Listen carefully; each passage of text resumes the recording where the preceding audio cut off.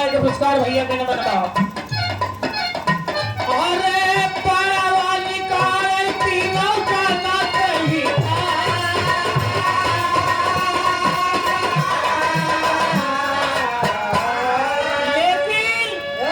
विभीषण की लड़की करती क्या है? वो है काट के गटैया बाप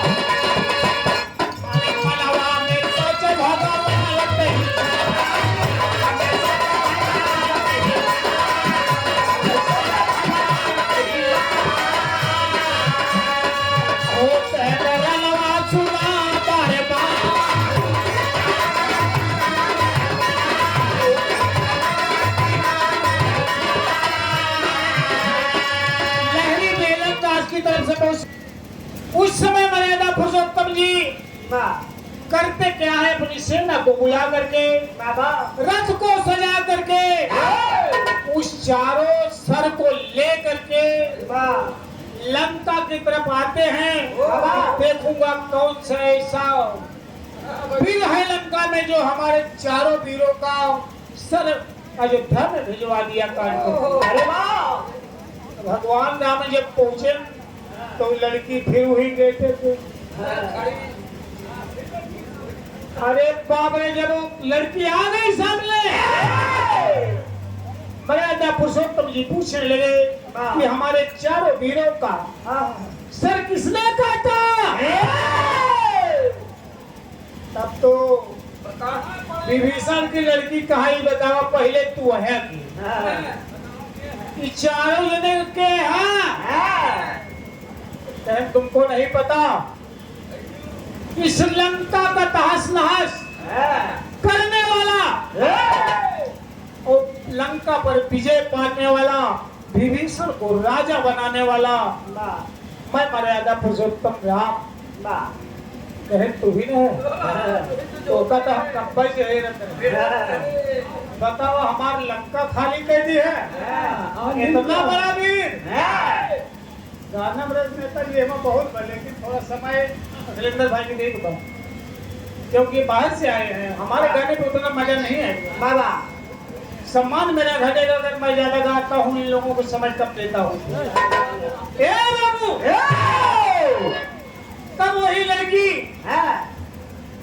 से पूछते हैं मर्यादा पुरुषोत्तम जी की ये बताओ मैं शिष्टाचार भेंट से आपसे बात करता हूँ कि ये हमारे चारों वीरों की हाल किसने किया?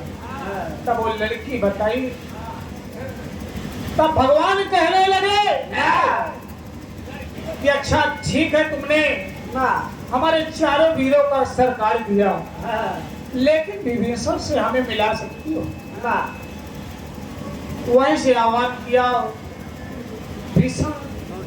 विभीषण दौड़ा दौड़ा जब भगवान राम के देखते एकदम पैर पे लौट गया गले मिलने लगा। तब शरीर तो बहुत सारी बात खुली। मर्यादा पुरुषोत्तम जी पूछने लगे यही बता दो कि हमारे चारों वीर जिंदा कैसे होंगे? तब वो लड़की बताती है अरे सुना हो मितवारा मत सुना हो मितवारा मत सुना हो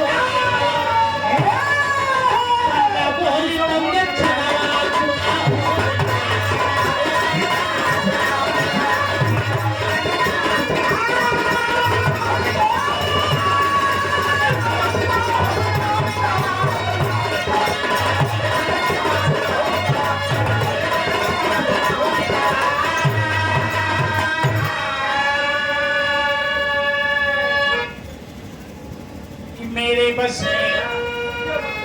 हासिल करना बस की नहीं है बात।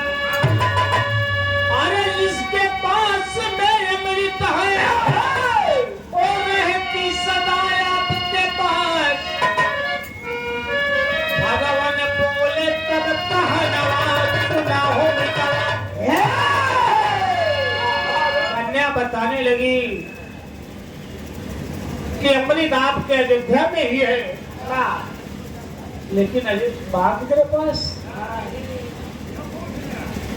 तो अमृत तो था सीता मैया के तनपुरी में, और सीता जी पताल चली गई। अंत में चारों वीर को जिंदा करने के लिए पाताल से पुनः आह्वान करके सीता मैया को भगवान सुमरन करके बुलाए, तब चारों वीर जीवित हुए। पहला मिला बाबा